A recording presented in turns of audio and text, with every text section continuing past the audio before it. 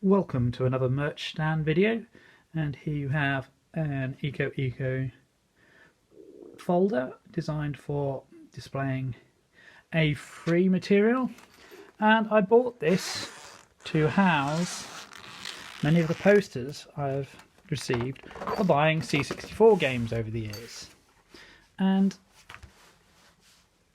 one of the reasons being there's only limited wall space and I needed a way of displaying them and keeping them safe. And there's one or two games I've also been involved with. So we're talking about games from Psytronik, RGCD on cartridge, and Protovision. So I'll start off with The Age of Heroes. Brilliant artwork by Trevor Storey, and I helped play test that game. And then on the next spread is Argus, also from Trevor Storey. That one is landscape, but as you can see then it also came with a poster map which is double-sided, and that is a map to the entire game. It has location numbers in to help you navigate. Next up is Aviator Arcade from Psytronik and RGCD. I own the cartridge of that. And then two posters from Galencia, produced by Protovision, artwork by Lobo.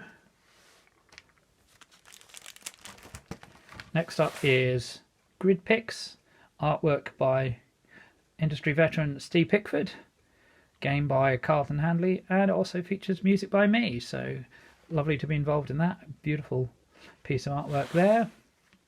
Next up is Hessian from Arthur Ernie and Psytronik, Covert Bitops, and here we have the map for Hessian. So the Throne Group Science Complex map, the Security Centre, and then the Throne Group Science Complex map. So huge map there.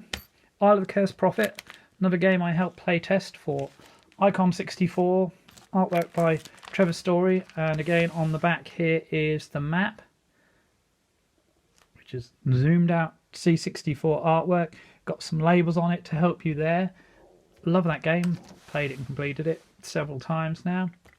Knight and Grail, and this is where we skip out of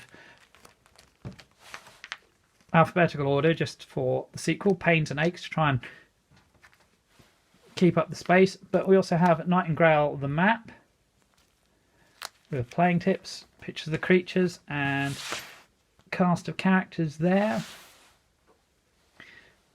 Another Icon 64, Trevor Storey, Stuart Collier production, music by Soulless, The Legend of Atlantis, and again you can see here the map, beautifully rendered, giving you a few clues as well. Luftrauserz, absolutely brilliant game by Paul Collett on the C64, converted from the PC original by Vlambeer, the Dutch group, published on cartridge by RGCD, and the in-game artwork obviously has the bitmap version of that as well, which is brilliant. Mars from Sputnik World in association with Psytronik. You control an international mission to Mars, making decisions. And then Micro Hexagon, there's actually two double-sided posters here in 4 different colours. I chose the grey because that goes with the grey limited edition cartridge, which I own. And over the page then we have Mayhem in Monsterland. This is based obviously on the original artwork, certified too cute. 100% from Commodore format, 97% Hurricane Hit from Commodore Force back in the day. And these were, I'm trying to remember if this was the 15th anniversary or the 20th anniversary. But again, we have beautiful screenshot maps. So Jellyland, sad, happy, Pipeland, sad and happy, Spottyland in sad mode, and then Spottyland happy, Cherryland, and Rockland. Again, we jump out of alphabetical order a little here because we have Metal Warrior Quadrilogy, Psytronik published a special box set of the first 4 Metal Warrior games, and then Protovision published the cartridge version of Metal Warrior Ultra, MW Ultra, the remade version of Metal Warrior 1. Another Icon 64 classic from Trevor Storey there. We've got Organism, inspired by Alien and Aliens. And again, we have on the back a beautiful blueprint map of the UTS Heracles deck map. So it gives you a little help with the layout. I see Trevor Storey, Action Volkers, Saul Cross. And then by coincidence, when I was filling the folder, we have 2 posters for the same programmer. So we have P0 Snake by Antonio Savona, published by RGCD. It was originally a 16K competition entry. And over the page we have Planet Golf with artwork by the late Oliver Frey there. Another RGCD game next, Rocket Smash EX. Space travel doesn't get any dafter than this. Great artwork there.